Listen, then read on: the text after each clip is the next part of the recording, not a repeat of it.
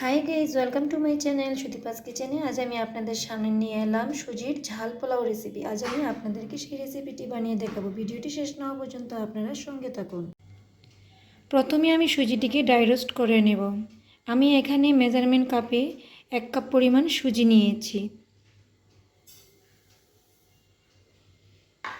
3-4 minute সেটাকে ভেজে তুলে নেব।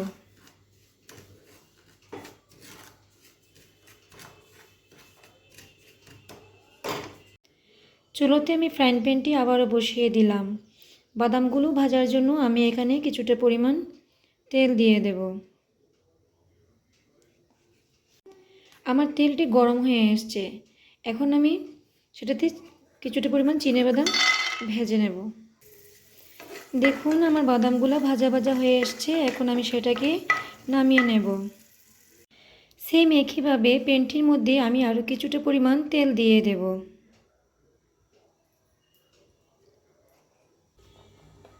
প্রথমে আমি ফুলকপির টুকরোগুলো দিয়ে দিলাম, দিয়েছি বিনস,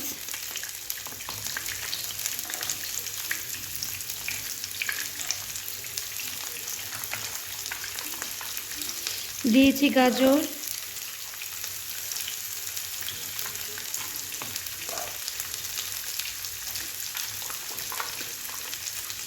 এখানে চৌকো করে আলু কেটে রেখেছিলাম সেটিও দিয়ে দিলাম।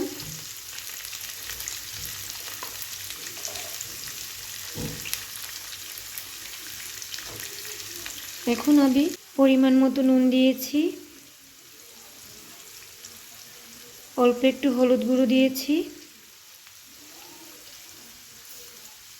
এখন আমি সেটাকে নাড়াচাড়া করে কেটে রাখা ক্যাপসিকাম দিয়ে দেব।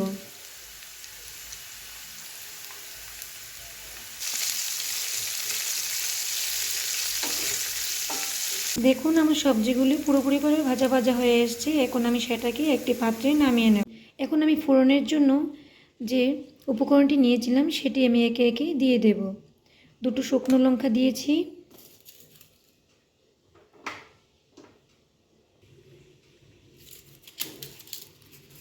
একটা তেজপাতা চিড়ে দিয়েছি ও কিছুটা পরিমাণ ফোড়নের জন্য শস্য দিয়েছি।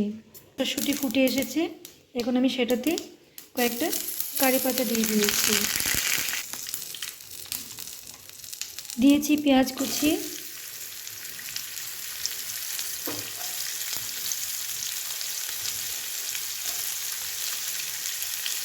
আর দিয়েছি লঙ্কা কুচি। আমি একে 4 থেকে 5টি লঙ্কা কুচি করে কেটে নিয়েছি।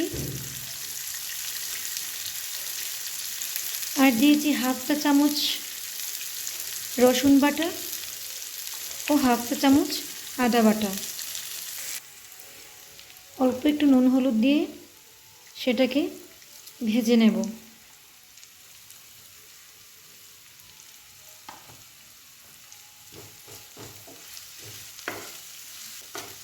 আমার পেঁয়াজটি ভাজা ভাজা হয়ে এলে আমি সেটাতে আমার মশলাগুলো প্রায় ভাজা ভাজা হয়ে এসছে। এখন আমি সেটাতে কেটে রাখা টমেটোর টুকরোগুলো দিয়ে দেব। টমেটোগুলো ভাজা ভাজা হয়ে গেছে। এখন আমি ভেজে রাখা সব উপকরণকে এক এক করে দিয়ে দেব। ভেজে রাখা সুজিটা দিয়ে দিলাম,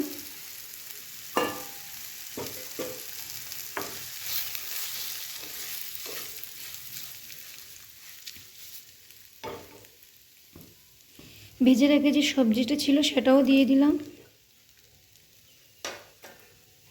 আর বাদাম দিয়ে দিলাম। এখন আমি সব উপকরণকে ভালোভাবে মিশিয়ে স্বাদ মতো নুন ও কালারের জন্য অল্প একটু হলুদ গুঁড়ো দেব। আমি এখানে স্বাদ মতো নুন দিয়েছি, আপনারা আপনার পরিমাণ মতো দেবেন, ও অল্প একটু হলুদ গুঁড়ো দিয়েছি। এখন আমি সেটাকে ভালোভাবে নাড়াচাড়া করে কিছুক্ষণ ভেজে নেব। দেখুন আমার সব উপকরণটি ভাজা হয়ে গেছে। এখন আমি সেটাতে স্বাদের জন্য 2 চামচ পরিমাণ সুগার অ্যাড করে দেব। এখানে আমি আমার পছন্দ স্বাদ মতো সুগার দিয়েছি। আপনারা আপনাদের স্বাদ মতো সেটা অ্যাড করবেন। আমি এখন সব উপকরণকে ভালোভাবে মিশিয়ে সেটাতে পরিমাণ মতো জল দিয়ে দেব। আমি যে মেজারমেন্ট কাপে সুজি নিয়েছিলাম সেই মেজারমেন্ট কাপ দিয়েই আমি জলটা দেব। আমি এখানে 2 কাপের মতো জলটা দিলাম। এখন আমি সব উপকরণকে নাড়াচাড়া করে সেটাকে ঢেকে মিডিয়াম টু লো ফ্লেমে রেখে দেব। এখন আমি ঢাকনাটি তুলে দেখে নেব যে সুজির এই ঝাল পোলাও রেসিপিটি কতটা পরিমাণ তৈরি হয়ে এসছে।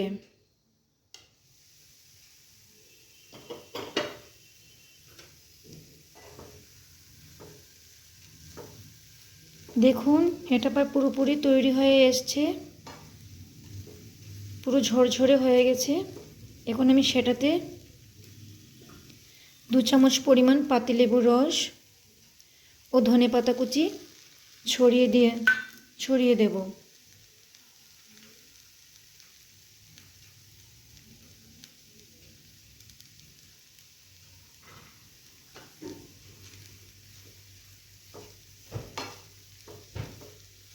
দেখুন আমার এই সুজির ঝাল পোলাও রেসিপিটি পুরোপুরিভাবে তৈরি হয়ে এসছে। এখন আমি সেটাকে একটি পাত্রে নামিয়ে নেব। যদি আমার এই রেসিপিটি আপনাদের ভালো লেগে থাকে তাহলে আপনারা অবশ্যই আমার চ্যানেলটিকে লাইক, কমেন্ট, শেয়ার এবং সাবস্ক্রাইব করে দেবেন। ধন্যবাদ।